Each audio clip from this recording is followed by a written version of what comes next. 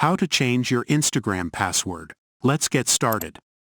Open the Instagram and log in. Whether you are using smartphone or computer, does not matter. Go to Settings and Privacy. Click on Meta Accounts Center. Now click on Password and Security. Click on Change Password. Now select your Instagram main profile which you want to change its password.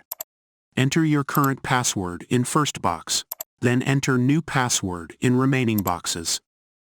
If you want to log out in other devices, then check the little box.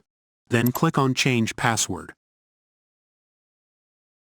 You've successfully changed your Instagram password.